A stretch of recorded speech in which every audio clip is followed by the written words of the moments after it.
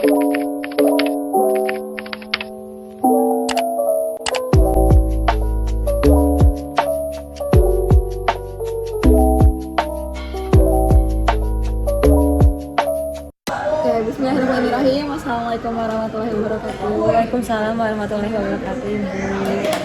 Bu Rina, aku di sini izin untuk sedikit bertanya sama Ibu, karena kan kita kan melakukan observasi di kelas. Nah, untuk observasi di kelas ini, Bu Rina nanti masuk kelas mana, Bu? Besok ya, Iya, yang buat di observasinya. jam ke 5 sampai ke 6, 4 sampai ke 6, 3 jam di kelas 10. Oh, 3 jam di kelas 10. 10 apa itu, Bu? 10 C. 10C. Materinya tentang apa itu, Bu? Materinya virus, masih virus. Oh, masih virus. Oke, nah kalau boleh tahu tujuan pembelajarannya apa sih, Bu, untuk materi ini? Tujuan atau capaian di pertemuan besok itu ke menganalisis dampak dari replikasi virus dan mengetahui jenis virus yang berdampak negatif sama yang positif. Dengan materi prasyaratnya siswa sudah mampu membedakan virus dan pengelompokannya gitu.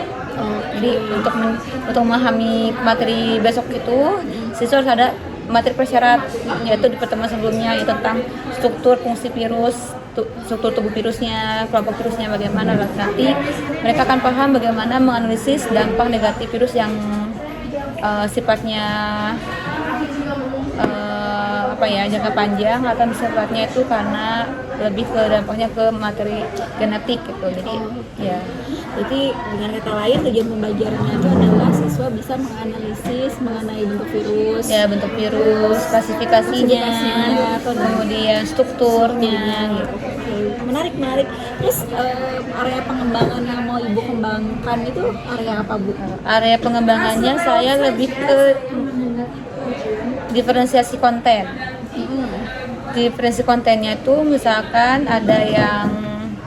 satu TP itu memuat 3 sub, seperti yang pertama struktur, bentuk, sama kelompok. Nah, jadi ada kelompok yang bertugas mencari informasi mengenai klasifikasi atau kelompok virus, ada struktur virus tuh apa saja bagian-bagiannya, kepala ekor yang seperti itu, baru bentuk-bentuk virus.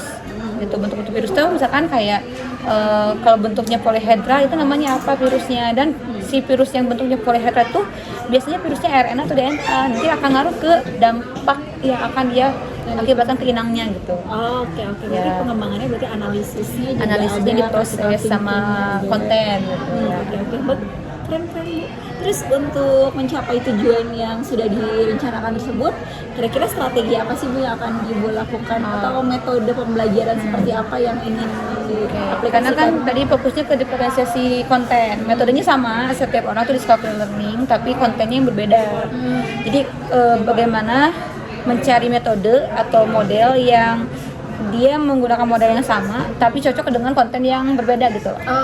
Gitu. Jadi itu misalkan struktur virus itu dengan discovery learning bisa, karena siswa nanti akan diminta untuk mengumpulkan data. Setelah mengumpulkan data, diinterpretasi, kemudian saat interpretasi dikelompokkan datanya dan interpreting gitu kan ya. Jadi semua tahapannya sama, mau yang fokus ke kelompokan atau klasifikasi, mau ke struktur atau bentuk-bentuk sama, semua ceritanya sama gitu. Berbasis discovery learning gitu. Hanya saja mungkin pemahaman mereka nanti akan di switch, akan disalin kalau kita mah belanja informasi, misalkan kelompok A itu belanja informasi ke kelompok B yang telah mengerjakan materi tentang struktur virus. Yang materi kelompok struktur virus belanja ke kelompok C tentang bentuk-bentuk virus gitu. Jadi semuanya tetap menerima materi yang tidak mereka kerjakan sebenarnya gitu. Iya. Jadi mereka mau tidak mau harus berdiskusi tidak hanya dengan kelompok jadi tidak hanya dengan konten yang ditugaskan. Kelompok A itu tidak hanya paham tentang bentuk virus, tapi semuanya juga harus paham gitu. Oke, paham. Menarik sekali. Oke, jadi nanti besok mungkinnya kita akan maksudnya nanti aku akan melihat secara langsung di kelas gimana sih prakteknya, bagaimana semangat aku kan juga harus belajar ya gimana pembelajaran berdiferensiasi versi Ibu. Jadi aku izin untuk nanti besok masuk ke kelas ibu untuk tidak mengobservasi sih. Aku cuma ingin belajar aja sih gimana caranya melihat proses yang mau Bu Rina lakukan supaya nanti siapa tahu bisa diaplikasikan di pembelajaran walaupun kita berbeda rumpun ya. Tapi kalau untuk besok itu sudah masuk ke ini sih, sudah masuk ke dampak. Oh, oke. Jadi nge-recognize hasil diskusi kemarin ke sebuah materi selanjutnya gitu. Oke, siap. Terima kasih banyak Bu Ya, buat sama-sama. waktunya dan kesempatannya. Semoga lancar sampai Ya. besok. Terima kasih banyak sekali. Assalamualaikum. Waalaikumsalam warahmatullahi wabarakatuh.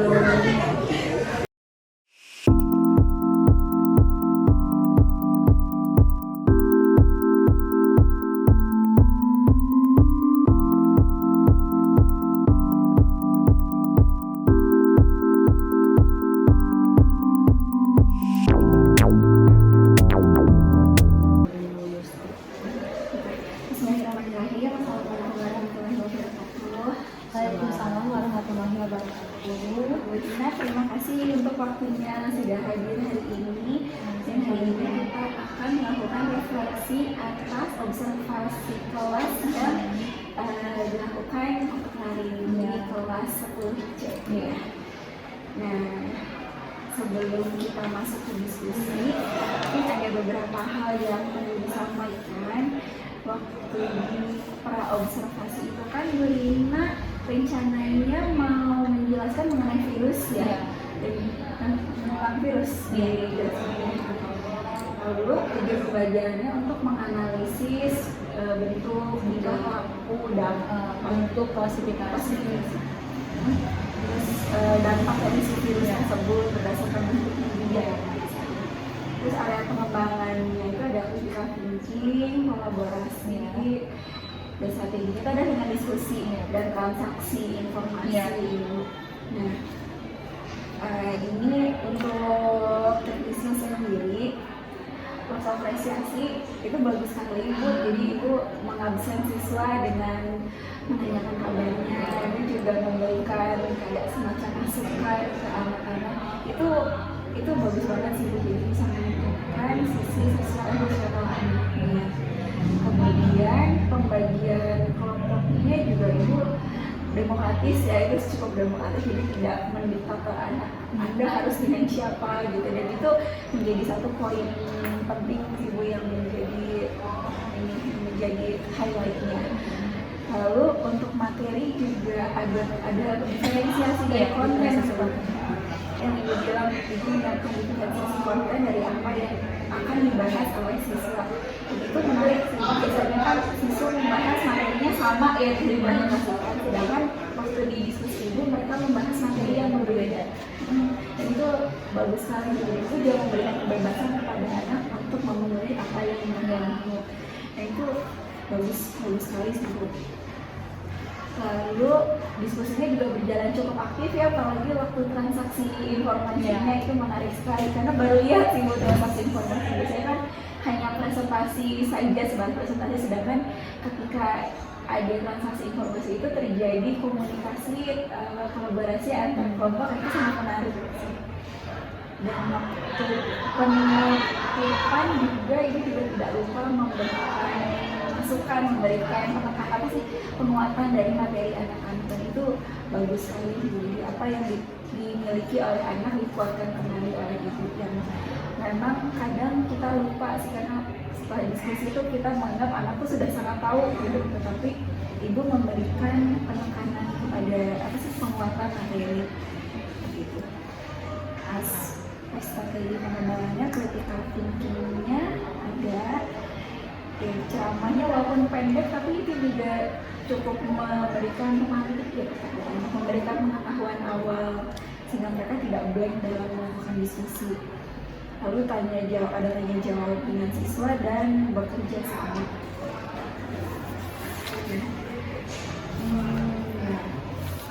Kalau menurut ibu sendiri, kira-kira ada nggak Bu yang kira-kira perlu ditingkatkan atau yang menurut ibu sudah bagus dari diskusi kemarin itu? Kalau untuk yang harus ditingkatkannya adalah manajemen kelas. Karena kan kalau misalnya pengelolaan kelas itu kadang kita menyiapkan sistematik sesuai dengan alur tujuan pembelajaran. Kadang kan kita tidak pernah tahu di hari itu apa nih yang miss, apa nih teknis yang tiba-tiba error, ada trouble. Itu mungkin harus setiap orang tuh, setiap guru tuh harus punya apa ya, power buat mencari plan solution gitu. Jadi ketika nih fokus nggak ada nih di sini, misalkan aku butuh sekali fokus untuk menunjang visualisasi gambar gitu kan. Oh berarti tetap harus punya hard KPD gitu kan ya. Itu mungkin yang saya sering tidak persiapkan sebelumnya, karena itu hal-hal plot twist ya, supaya itu insidental, terjadi begitu saja. Jadi mungkin pengelolaan kelas dan perencanaan kelas, apa ya, perencanaan metode plan itu harus tetap di skenariokan, walaupun itu ternyata plan tidak terjadi ya, itu harus tetap ada. Bahkan sebenarnya guru itu ketika masuk kelas tidak harus membawa modul aja setelah itu, cukup membuat satu halaman skenario proses tadi apa dicentang, ya udah itu lebih efisien. Nah kadang saya sebagai guru seperti itu.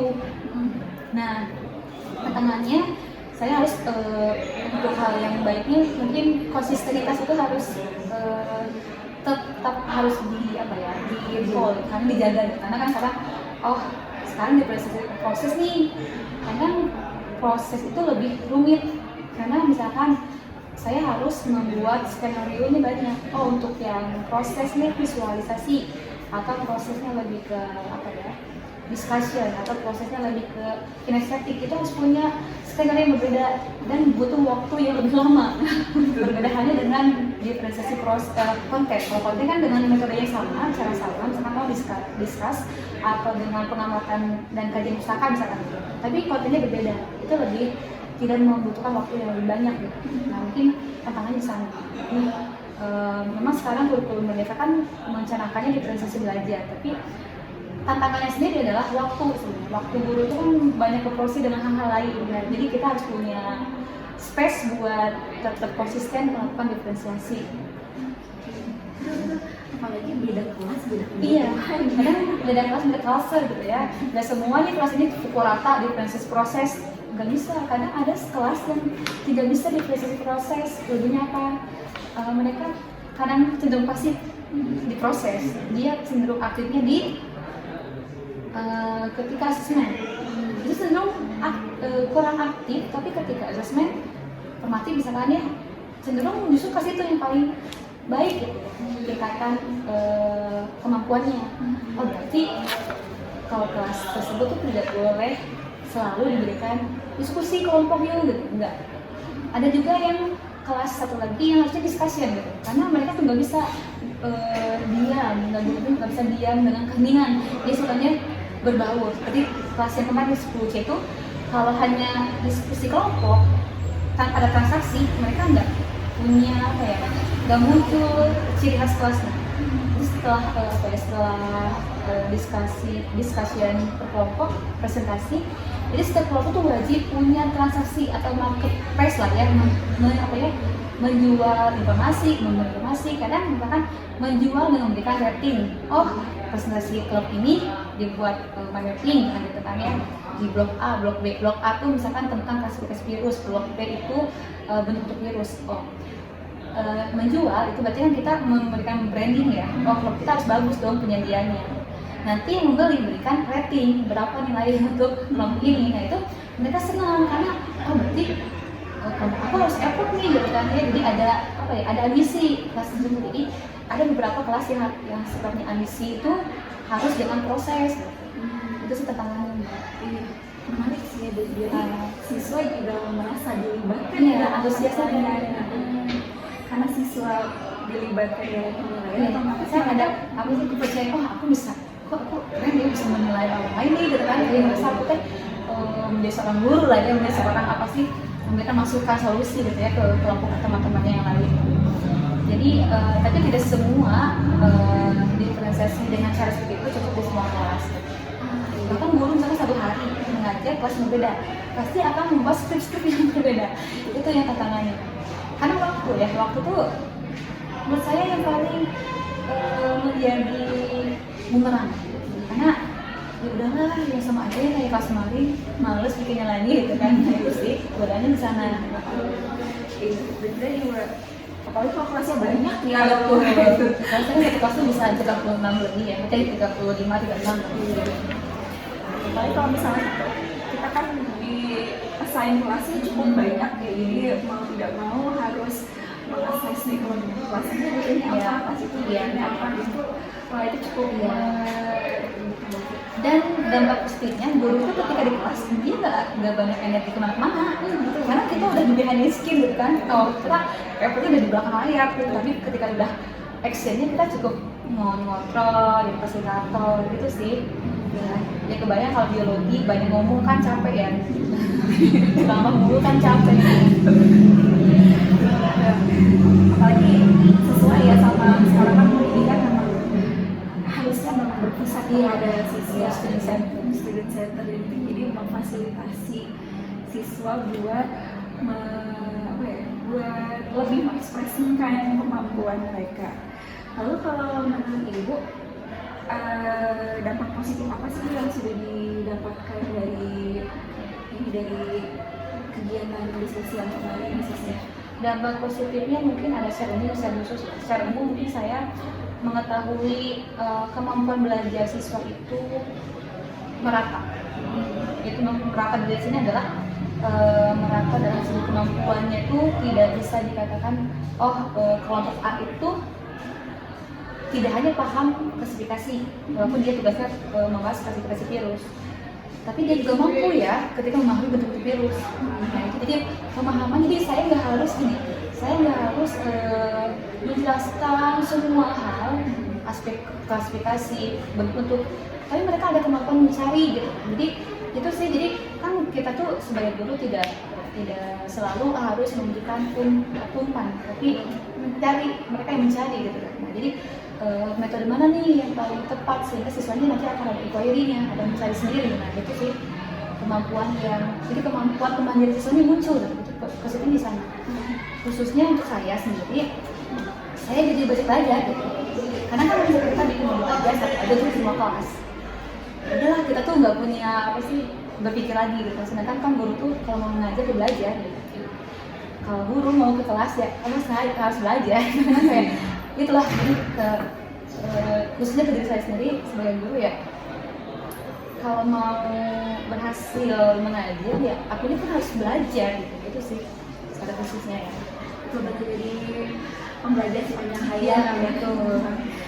Karena pendidikan itu kan kita menghadapi manusia yang yang selalu berubah setiap generasi. Jadi mau tidak mau bukan mereka yang harus beradaptasi, tapi kita yang harus masuk dunia mereka.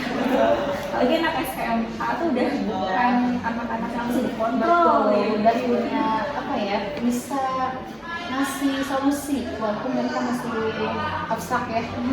Terus setidaknya ketika diskusi itu kalau sama anak SMA tuh udah tingkatnya mungkin udah bisa diajak buat problem solving gitu ya. Tadi kan ada beberapa tantangan yang sudah dijelaskan. Kira-kira menurut Ibu, siapa sih Bu atau dukungan apa sih Bu yang dibutuhkan oleh Ibu supaya upaya ini tuh bisa terus berlanjut? Oke, dukungannya mungkin dukungannya ya kebaharuan sarana prasarana sih ya, nah itu sangat penting sekali ya.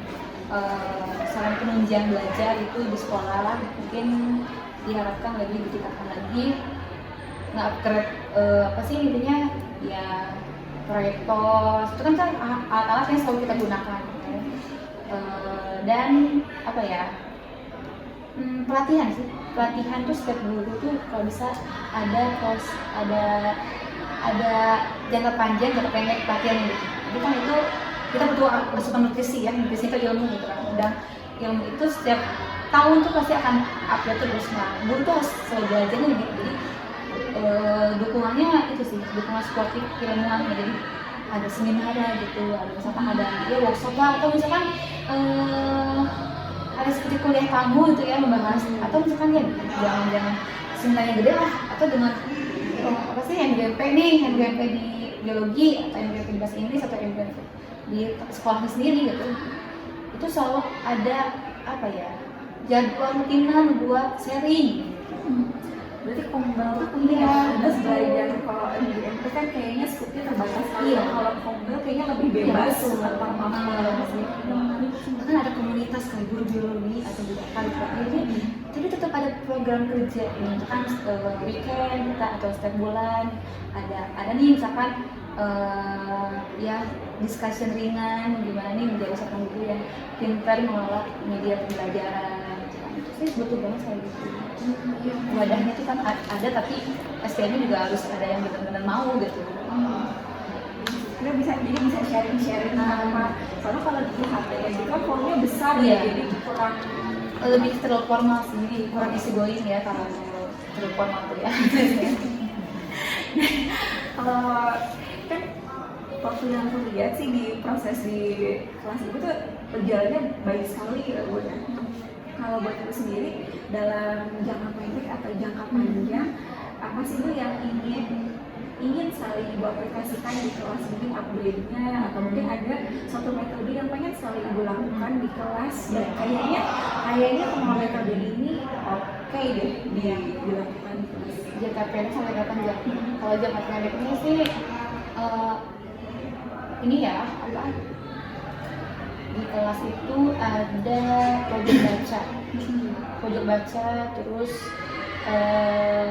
setiap kelas itu punya PJ mapel. Jadi benar-benar ketika mapel saya misalkan biologi ini praktikum ke lab, ini ada penanggung jawabnya. Misalkan sebelum itu ada session dulu. Misalkan jadi kan kalau kita sekarang dulu kan setelah akhir pembelajaran suka nge-spill kan, oh nanti minggu depan kita akan belajar ini. Jadi tugas PJ itu memberikan KKPD, misalkan buat saya riset kembali, dan jadi ada tim apa ya, siswa tuh ada penanggung jawab mapelnya masing-masing gitu.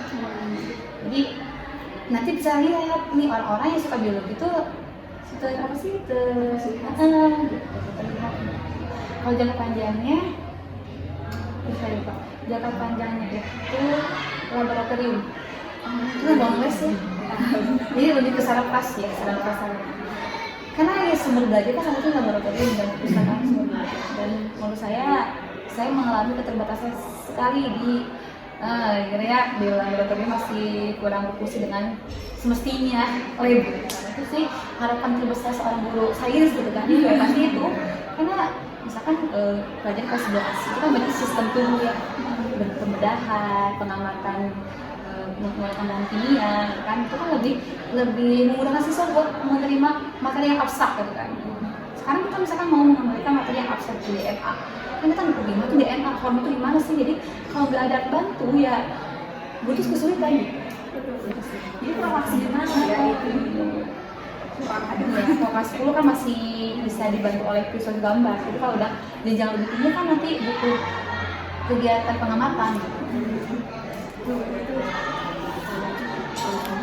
Terus kalau dalam waktu depan kira-kira ada nggak sih Bu aktivitas pengembangan yang ingin dilakukan?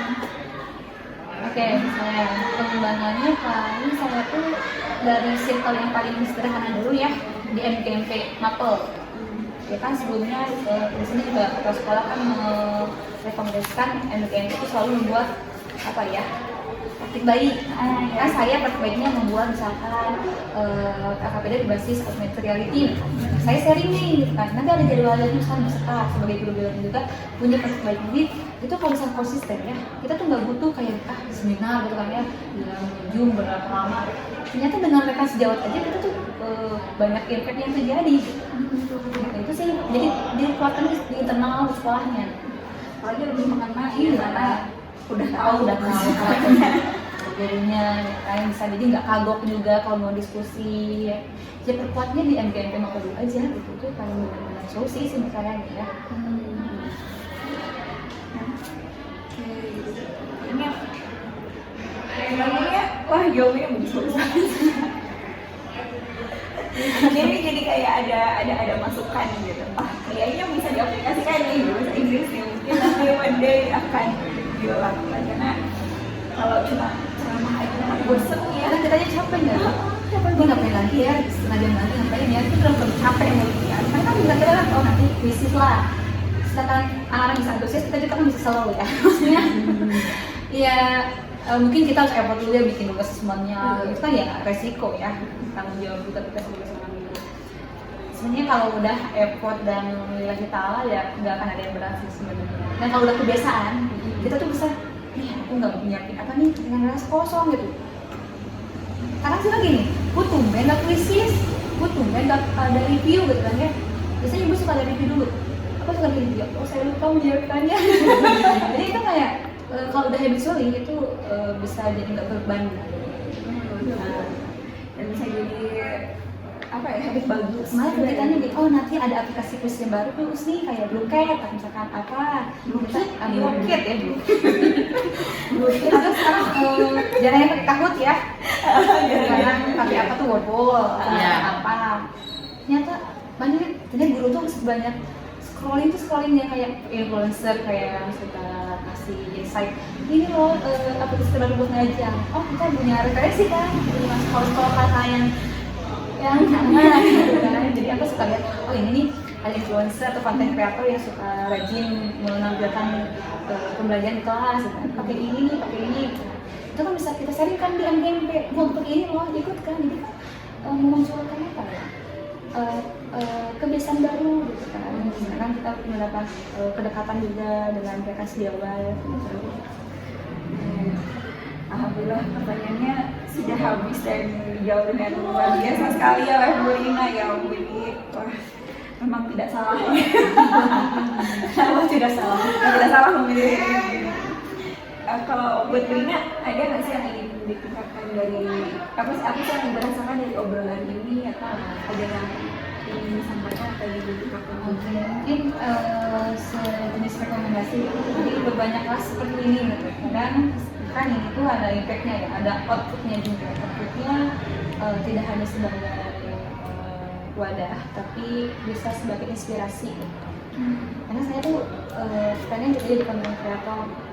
Tapi saya pengen ketika ingin dalam konten itu aku harus punya konten yang apa. Karena kita tuh kalau udah bisa sesuatu, dan saya tuh tipe orang yang ketika coba sesuatu dan bisa, aku kan pengen gitu ya orang lain bisa gitu. Nah kita berharap ya komunitas ini, seluruh penggerak dan sebagainya itu ada ambisi buat kesana gitu, merangkul semua guru yang pasif, karena saya yakin tuh gini ya, ada guru yang hanya, saya tidak menyalahkan apapun itu prinsip itu kayak prinsip, maksudnya mau mengajar benar silahkan, mengajar biasa silahkan, karena pilihan. Tapi nanti kerasa ketika outputnya lulusan di situ mau jadi apa. Dan sebenarnya yang saya harapkan dari kegiatan ini ya konsistenitasnya gitu, konsisten dalam membuat kayak ya komunitas belajar gitu kan ya, atau setiap weekend, setiap hari itu ada aja gitu kan seminar bisa jadi untuk gimana gitu kan. Terus sih Bu, jadi bisa online juga kalau misalkan ada yang tidak bisa offline, jadi ada kayak apa ya, sharing discussion gitu kan, volume berapa gitu kan, itu bisa diskusi sederhana aja gitu lewat gimmick atau Zoom. Ini bisa meningkatkan sih, tidak berhenti tidak berhenti hanya mengobservasi gitu, tapi ada outputnya apa nih nanti teh gitu, feedbacknya dong kembali dan bisa meningkatkan silaturahmi karena ketika kita bertemu relasi baru, oh kita melihat cara mereka mengajar, oh aku udah insight baru nih gitu kan. Alhamdulillahirobbilalamin, terima kasih banyak buat Bu Rina untuk obrolannya yang sangat inspiratif sih bagi aku. Terima kasih juga kemarin sudah mengajar tentang Bluecat ya salah-salahnya. Di bawah sampai ditulis Bluecat gitu di webnya. Tapi kemarin waktu habis Bu Rina ngajar Bluecat itu pas aku kasih ke anak-anak, tetap mereka juga excited. Seru ya, mendingan ini ya daripada belajar yang tadi. Ini kita padahal itu jam terakhir gitu, jam terakhir 3 jam mulai ya, lebih excited gitu daripada kita masih latihan yang 2 minggu gitu. Dan itu lebih menarik sih buat teman-teman, apalagi anak-anak mungkin estetik, tidak modil. Terus kita gue pengen ulang lagi, gue pengen belum lagi skornya. Iya benar-benar itu tuh, gue mau lagi terus. Jadi ada ada apa ya, ada apa sih, sesuatu udah mulai berpikir aku harus lebih baik lah gitu. Lagi ada rankingnya ya, bisa ada jiwa kompetitifnya gitu ya. Aku sakit hati di sini. Dihempaskan skornya. Kan aku menang duluan kok, aku jadi peringkat 6. Itu seru-seru banget sih. Ya, terima kasih Bu Lina, nanti mungkin Ya, kita sama-sama. akan ngobrol-ngobrol lagi. Apa katanya penimba ilmu dari Sami-sami. Waalaikumsalam warahmatullahi wabarakatuh.